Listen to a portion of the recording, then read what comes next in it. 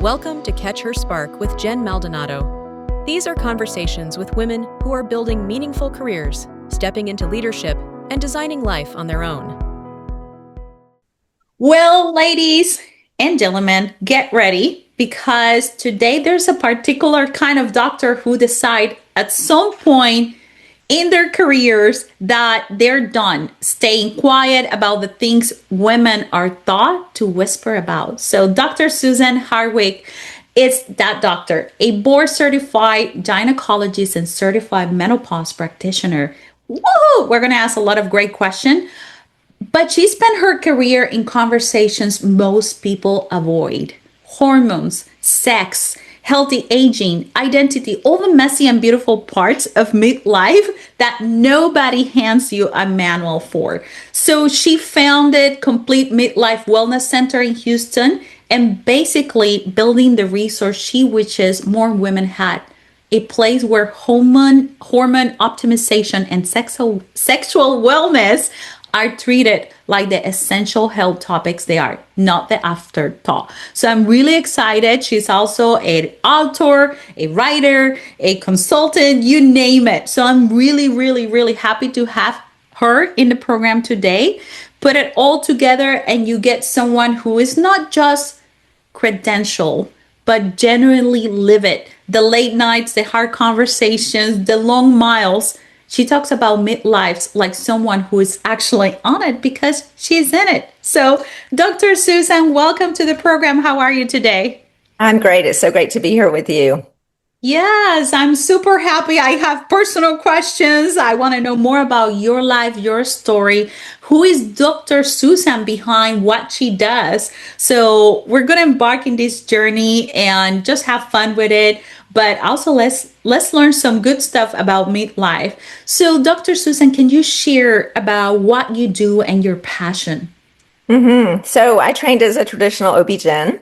Went to med school, went through an OB-GYN residency, and was really training just to practice medicine as it was prescribed in the community. But somewhere in there, I realized the bar was pretty low. As a woman, I was going to my own gynecologist, for my annual pap smears, and then later on when I was pregnant.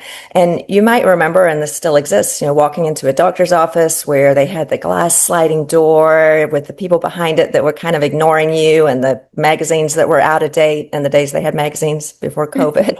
And then signs stuck everywhere saying, don't do this, no phone calls. And it was just sort of very onerous environment, but we'd kind of accepted it. It kind of like when you go get a driver's license, you're like, okay, this is just going to suck and I'm just going to prepare to have a bad day. When you go have a pap smear, it's like, all right, this is going to be terrible. And that's just the way it is. Somewhere in there, I thought maybe we could do it better. I was someone who loved going to nice hotels for vacation. I'm like, why couldn't it be more like this? Like, why can't we practice medicine with a beautiful office, with staff who are trained like the Four Seasons, who talk to you nicely and are empathetic about, oh, this person's having a bad day. What can I do? Would you like some water? The wait's going to be 5 minutes. Is anything I can do for you? Just really tapping into, what do I feel like when I go to the doctor? Like, what parts do I hate about it, and how can I make that better? So really, like any entrepreneur, I found a gap and tried to make it better. So in our mission statement, our why is, we discovered a gap in women's healthcare and decided to fill it with something better. And that's really been my mission since the beginning. And it's been an interesting journey through a lot of phases, but that's really what's driven me throughout my life, to just make it better so that it's not a horrible experience. It's actually, you leave my office and it's like, oh, that was pleasant. It's been a really fun journey. I love that. And personally, I remember, Dr. Susan, my first visit to the gynecologist, and it was so intimidating. And it's exactly what you were describing. And I'm like, what do I do? And I was sweating. I think I was like 15 years old. And it was so difficult to feel comfortable in an environment. And then I have my mom with me and a male gynecologist, so I was even more nervous. Yeah. But to your point, like, getting through that experience where we create an environment where we feel comfortable, it opens more opportunity to have conversations, to feel comfortable and safe, especially in the healthcare industry, right? So I appreciate what you're doing. We Well, need more of that. yeah, I mean, in gynecology, maybe more than most specialties, we're seeing women, human beings, in the most vulnerable state. Maybe they're a young girl, like you were saying, when I was a teenager, or you were, and they've never had this done before. It's terrifying to have somebody touch your body in that way. You know, we're dealing with patients who've had sexual trauma and who knows what. We do not know your history, and we really need to treat everybody with that type of respect. And then in pregnancy, and then now I'm dealing with women like myself going through the menopausal transition. There's a lot of mood swings. There's a lot of bad days where, we're meeting people in a very vulnerable, difficult space. And so, providing a safe space where they can walk in the door and be like, oh, okay, this is not going to be awful. I can let my guard down. And then, like you said, like when we feel safe, now we're really going to share like what's really going on with you. Like not just, oh, hey, blood pressure, get your weight, pap smear, see you next year. How are you doing really? Like how are you doing and how can we work together to create the life that you want? Not just today, but for the rest of your life. So my mission really now is, feel good now. That's important. Be healthy today. And then let's build the optimal older version of yourself because all the decisions we make today lead to being your best 90-year-old. We want to be healthy when we're 80, 90, however old. So, I can't get underneath that if I'm just on such a superficial level with a very scared, terrified patient who's, on edge. So the environment, so I'm very much into the environment, whether it's the couch or the smell, the lighting, the art on the wall, the uniforms of my staff, it all plays together to create safety. Like this is a safe space and they're going to take care of me. And now I can be vulnerable and share really, really what's going on here. So it's been an amazing journey and just, keeps getting better. Yes, I mean, I want to ask you so many questions about the transitions, right? As a woman evolving, I am getting to that time where I'm gonna start dealing with perimenopause. And there's so many misconceptions. I start doing my research, and sometimes I call my girlfriends that they already went through it. It's like, it's not fair. Why you didn't tell me that this happened while this is happening on my perimenopause? What are some of the most common questions you have to answer to women going through either perimenopause, menopause, or different transitions that are not being spoken about? Well, I thank goodness, at least in these last really 3 to 5 years, there's been more of a conversation about perimenopause and menopause. So at least now we can get some resources. One of the things that happens in any field, like when there's a little bit of a gap, it also provides a space for people to come in with a bunch of nonsense. So you're on Instagram or YouTube and it's like, oh my gosh, 99% of it's not true. So again, a very vulnerable population. They're going to be very vulnerable to buy this next shiny thing or this next magic cure or, so we're in this soup of like way too much information. Like, how do I know what's true? So one of the main questions is, I got all these 500 things that I bought from Amazon. What is it I'm supposed to take? What am I supposed to do? So it's very, very confusing to get down to, okay, let's just get rid of all that garbage and what's actually really happening. So I sort of break it down to forget the shiny thing and the $100 vitamins. Let's just work on what's going on with your hormones and it really just education because we're not taught this stuff. Yes. What is happening with your hormones as you go through typically our 40s, but can be different age for different women into menopause, which is average age of 50 with a big range. And then what do we do after that? So most of it's just education. My visits take an hour and a half. It's not 15 minutes. It would take me an hour and a half to go through all of that with the patient. But it's very much just education. And I always share stories like, I did not know about this myself, and I'm a gynecologist. When I was going through this in my early 40s, I had no idea as a gynecologist what was happening. That just speaks to how little doctors are taught about it. So I think one of the nice things about our practice is that we are all females as providers. We have 12 female providers, and we get it. It's like, oh yeah, that happened to me too. So a lot of it's just normalizing You're not crazy. Oh yeah, I had that too. Yeah, I yelled at my kids and then, I just flew off the handle and then, all the things we do when we think something's wrong with me. No, you're, maybe not. Maybe I had that too. Or I lost my sex drive. We're just looking at the ceiling like, I need to change the air conditioner filter. It's like, I'm just not, what happened to this person I used to be? Very, very common. So a lot of it's mostly education, but I think with the addition of the understanding that you are not crazy. You know what? I went through that. My other patients did too. We have a way to help you feel better, and you're not alone. Um, and in that we have a lot of women's circles and groups where we connect, which is so important, so that women in these transitions don't feel alone or crazy or something's wrong with me, which is very easy to feel because it is such a change. It is. It is a big change. And one thing that I love about how you approach health, Dr. Susan, is the fact that you focus on education too. Most gynecologists is just come to your point, come and do this and bye bye, come see you next year, or here, there's a treatment. But there's not that constant education to help the client or your patient or whoever is visiting your center to really process not only with your body but mentally and emotionally these transition in life. So with that being said, I know you have a couple of really cool things coming to share about the stories, including a book. So tell me a little bit, just a little snippet, and how can we track what's happening when it's coming out?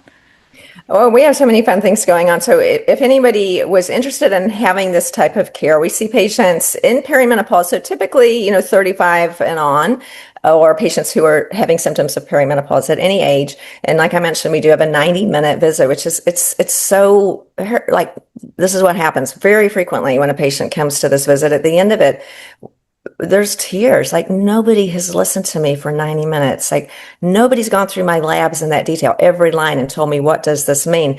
And so, back to your point about education, I can say, okay, read this pamphlet, off you go. If we're not really internalizing and we understand what's going on, we're not going to really be motivated to change it. But if you really understand, okay, why am I gaining weight? Why do I have no sex drive?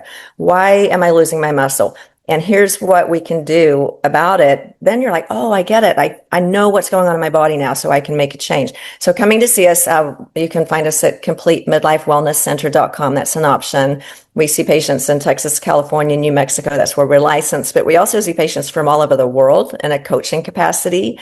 Can't practice medicine, but we can tell you all about it so that we can see people from anywhere virtually. And then I have a YouTube channel called Empowering Midlife Wellness, because this is all just educational. I'm not selling anything. I don't sell anything except education. So all kinds of topics that people can look at there about everything to do with this, just so we can reach more people. And I am an evidence-based medicine physician. I tell you what the science says, which changes over time, but I'm not telling you, crazy stuff, just what science supports. Some fun things for me, I'm working on some research with Baylor College of Medicine about using testosterone for women appropriately, because that's such a edge of unknown field. And so, we're able to explore how to do that safely, which is fun. Just have a publication date for my second book, which is in February. So you can't buy it just yet, but soon. It's called Create Her. The title of that, I think, is important because, we are creating the person we are now, and then also the older version of ourselves with the decisions that we're making. So it's aging into the healthiest version of ourselves, not this idea when we get older that we're aging out. We're actually aging into. So it's like a very, for me, the image of that is very positive. Like, we're actually aging into this amazing older version. It's not a loss.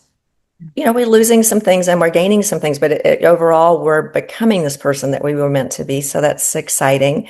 So hopefully with the book and YouTube, I can reach way more people than I can reach in person in my office, which is lovely.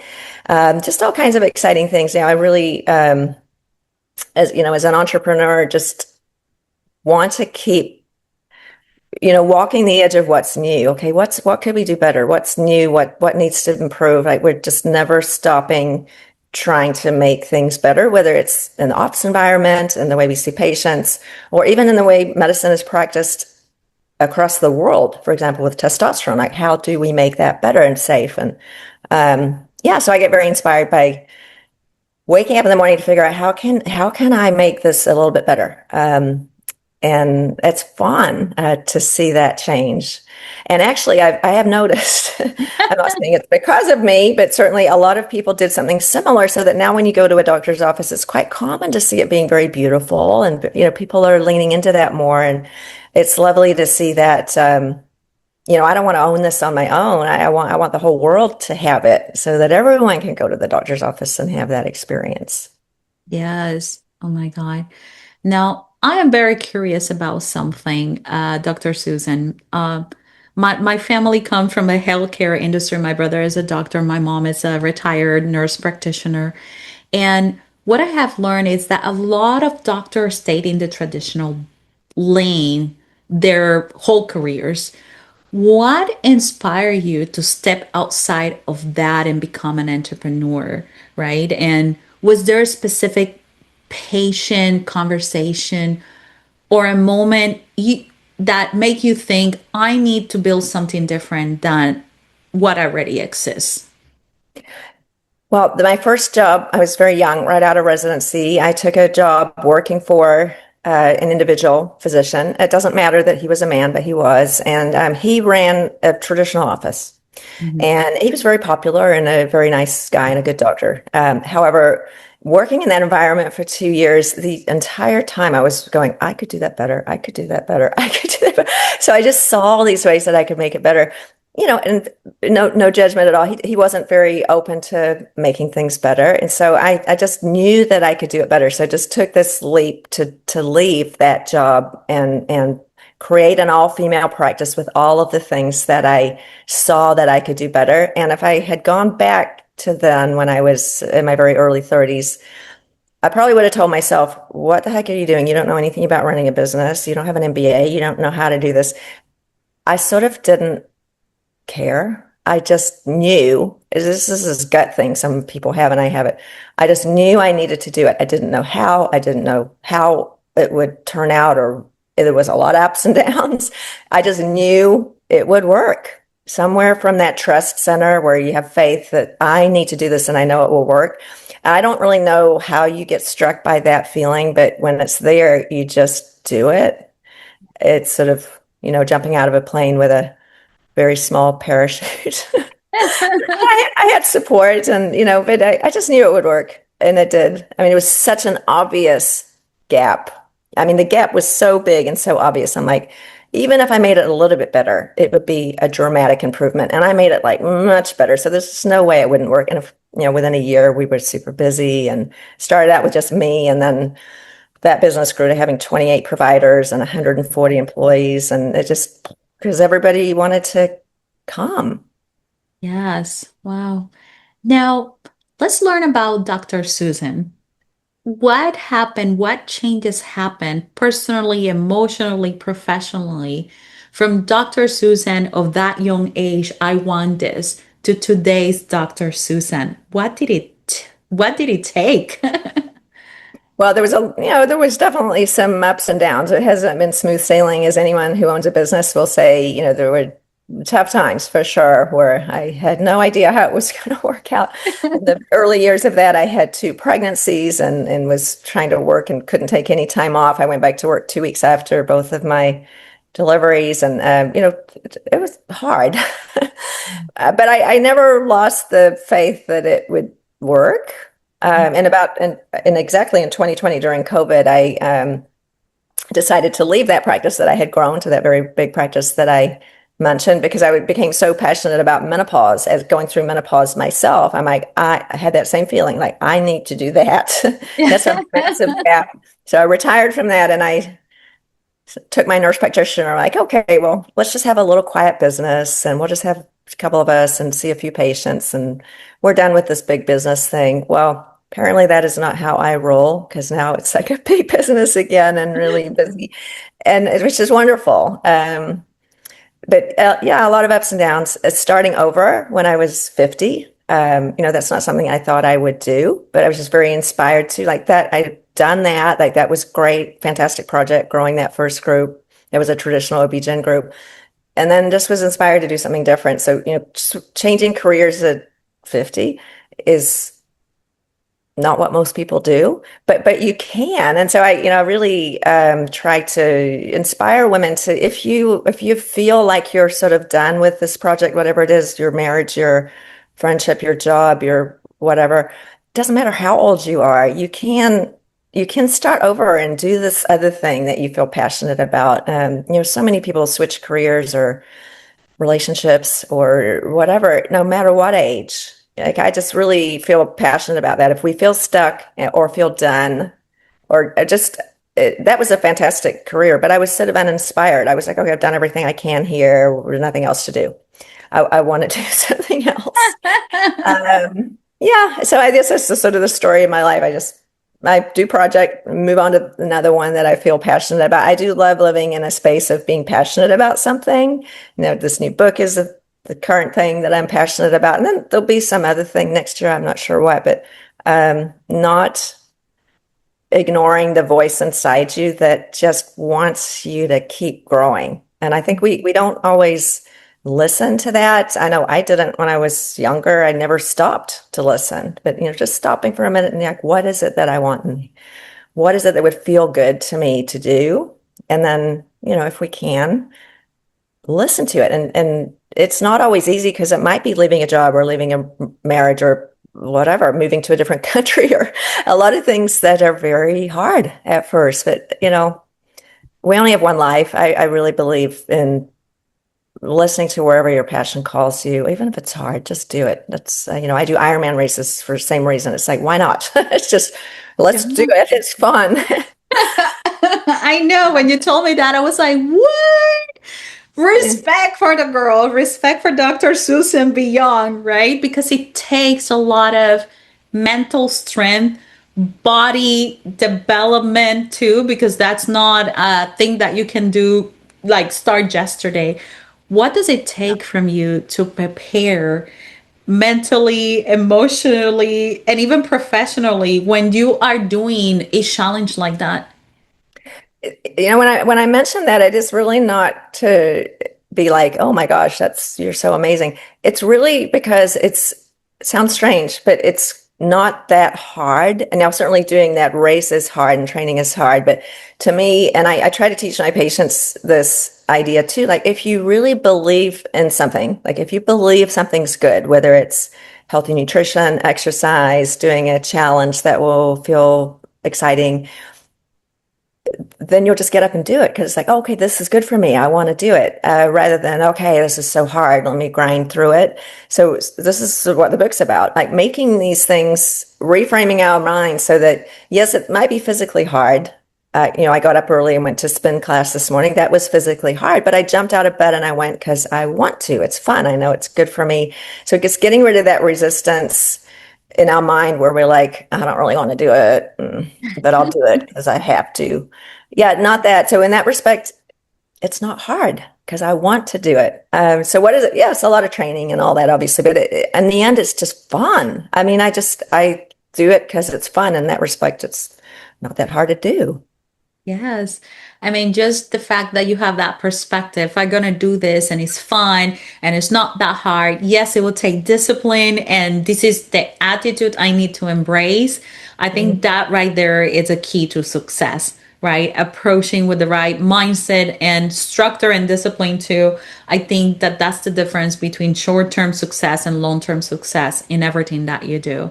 So yeah, I agree with you. And in health, I think it's so important. Like we tell patients or other, the world tells people, you need to eat more protein. You need to lift weights 3 times a week. You need to sleep and you need to do all these things. It's like, oh, Jesus Christ, I got 500 things I need to do. It feels very restrictive and like punishing. It's like, I can't do all that stuff they're telling me I need to do.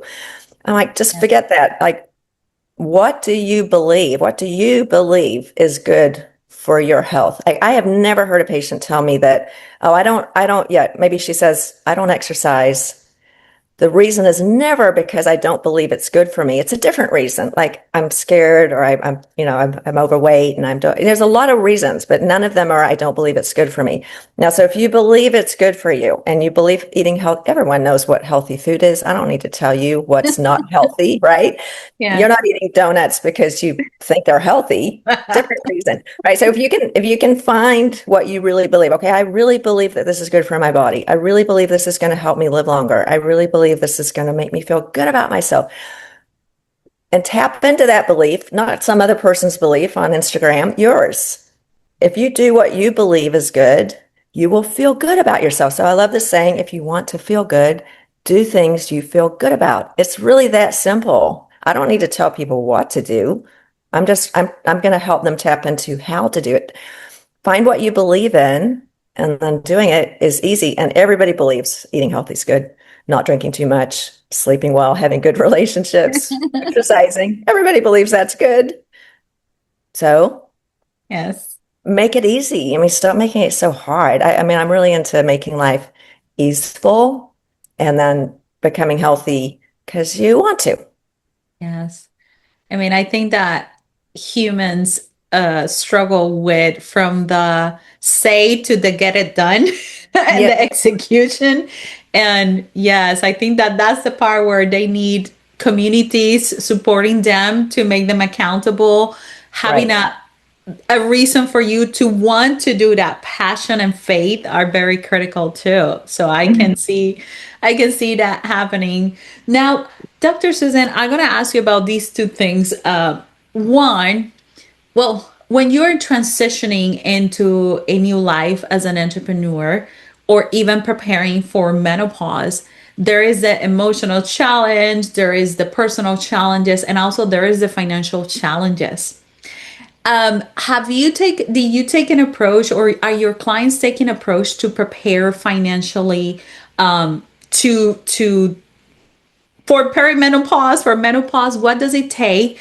And are they talking also, and you're gonna laugh about this. I have some friends too that they invest to get their hair done, and now they invest to get their hormones treatment done.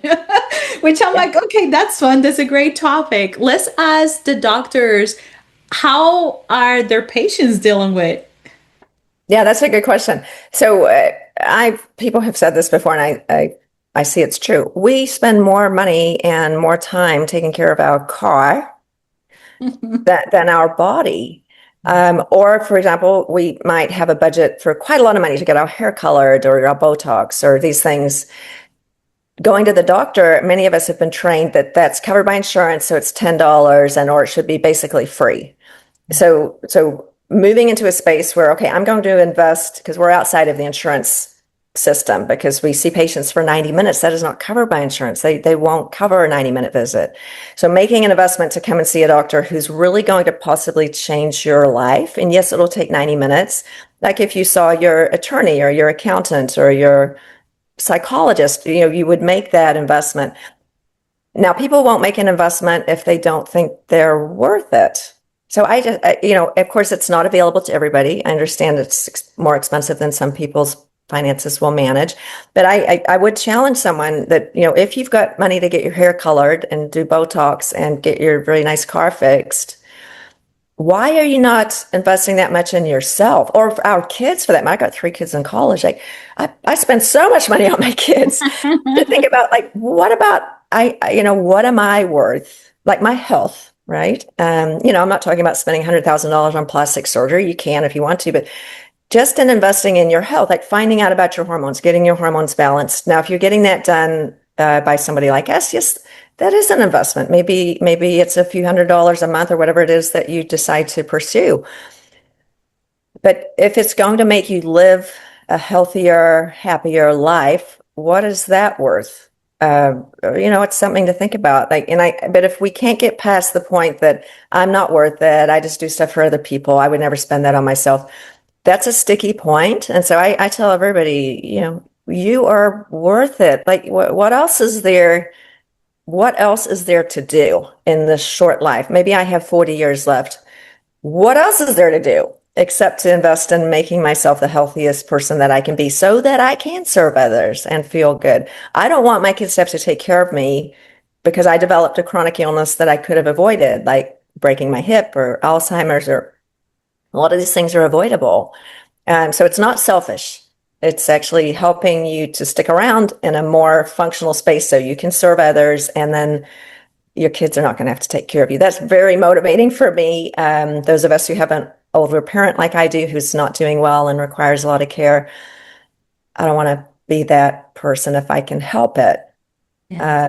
Some of it's not avoidable for sure. We can't choose the way we die, but we can certainly make a big influence on it and stay as healthy as we can. So regarding investment in yourself, my question's like, what's a better one? I mean, do you want a big house and a fancy car and a really unhealthy body? I don't. Yes. Yes. Thank you for bringing that up. I asked that question because it's always a sticky point for a lot of people. And I'm like, okay, you spend $200 in your hair, you spend $5 in a Starbucks every day, you spend this. It's like, make one adjustment and you will be able to find the resources you need to achieve the life you want, no matter what is the outcome. And if that's the money, then those are places to look into, right?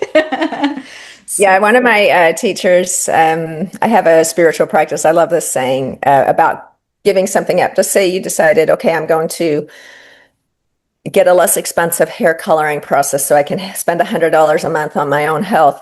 But it's not so much painful giving that up. It's falling in love with something better. And I just love that saying. It's, okay, yeah, I'm going to leave a few things behind, but I'm going to fall in love with something better. Like it's not a bad thing. I'm just moving forward into some better thing. So yeah, we say bye to some things, right? Maybe we don't eat donuts anymore and we're not drinking a bottle of wine every night and we're not being sedentary. That was good at the time maybe, but we left it behind. Now we're falling in love with something better. And that just feels so easy. Like that's just not that hard because we're making a healthy choice and it's a happy choice. I think we've just been taught, and I certainly was taught, like, change is hard and it's going to suck and it's a bunch of resistance and yuck. Not necessarily. If it's just depends how you think about it. Like that is over there better. Let me go over there and it's better. Wow. I love that, Dr. Susan. It's pretty much let go from what you settle to go for what you deserve. Yeah. And that Yes. deserve, it's loving who you are and loving that new thing that will help you be a better version of yourself in aspects of life or health or many other ones. I like that. I never thought it that way. I think that would be a great thing to spend time meditating or thinking about it. So awesome. So Dr. Susan, you have experienced entrepreneurship, being a doctor and a professional, being a mom, being an athlete. What are some of the conversations in any of those areas or any other area you wish more women were having? That's such a good question. I think the through line with all of those things is about connection. It's very easy for me to have connection in my work because I'm actually talking to amazing women all day about really vulnerable, important things. So I can just literally go to work and feel deeply connected. If I'm feeling lonely or sad, I just go to my office and see some patients and I'm like, oh my gosh, it's great. So I'm very lucky that that's handed to me on a plate. Not everybody has that. I mean, some of us work in environments that are very, maybe we're at home on a computer all day, or we're in an environment where there isn't really any kind of vulnerable connection. I just wish for women that we can get together in groups or in situations like this where we're talking about really true, vulnerable things that other women can hear. Whenever you get together with other, I'm just going to say women, people, but there's something about women getting together and sharing whatever it is, and not the superficial stuff like, oh, where'd you get your hair done, or where are your kids going to college? No, underneath that, like, how are you really feeling, and like what scares you, and what can we do to help each other? And so that's whether that's doing a race with other people or at your work or at your church or at your spin class, I just encourage people to make friends, like make a friend, even if you have to go first. Like, hey, do you want to go have some coffee? Like, friendship's so important. Because, without that, in transitions, especially, we feel alone. Something's wrong with me. Nobody else feels like this. I'm the only one who's ever been divorced. No, not really. So yeah, this epidemic of loneliness, which is very real and in transitions, so much more potential to feel alone. A lot of people do socially isolate. Just, I wish, go for a walk, go to spin class, go to church, go talk, find a friend to talk to. I think that's my through line of everything that I've ever done, is wanting more of that for myself. Yeah. And then for how I can give that to other people. I love that. Reach out, reach out, make friends, get involved with communities, with groups. To your point, it's so important to have those relationships for the good times and the struggles too.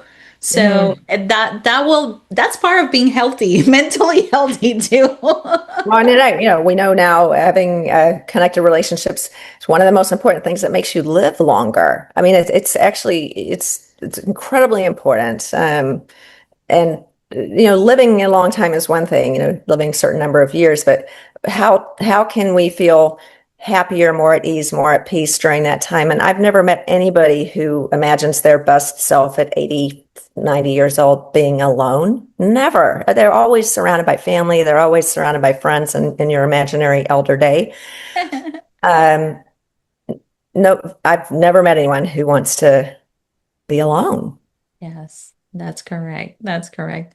So that's a great advice right there. And Dr. Susan, we're getting to the end. I wanted to ask you more questions. Definitely, we need to have you back, especially when your book launch, right? To talk more about that. Yes. But one question before I let you go. We have seen Susan, the entrepreneur, super successful, and Dr. Susan as a professional, a little bit of Dr. Susan as a mom.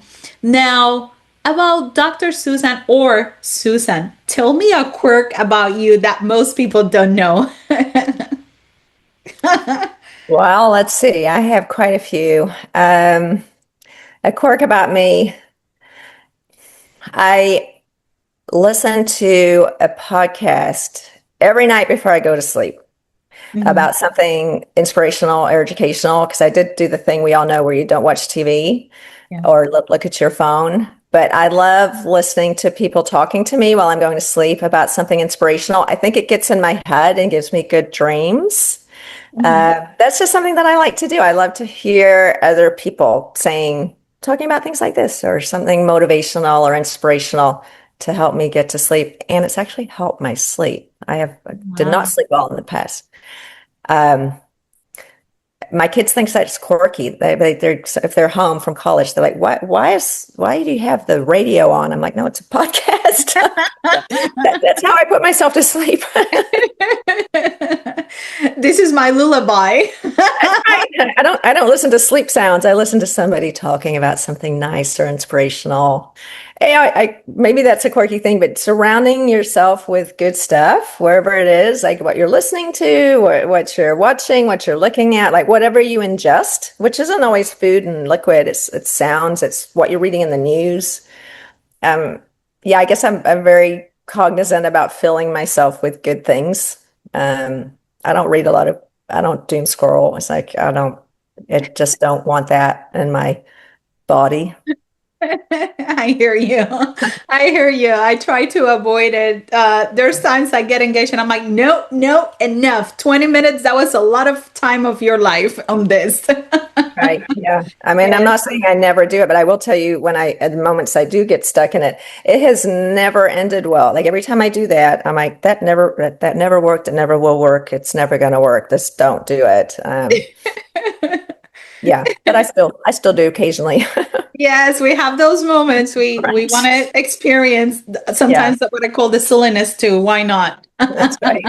Why not? Well, Dr. Susan, thank you so much for your time, for sharing your wisdom, your experiences, your journey. And I will love to have you very soon as your book is about to launch on lunches. So more women can hear and more people can hear about your wisdom on how to have such a great, healthy life. Well, thank you. I would love to be back. I would enjoy that. It was a lot of fun today. Thank you. You've been listening to Catch Her Spark with Jen Maldonado, where bold women lead the way. Ready to share your spark? Apply to be a guest at catchherspark.com/guest.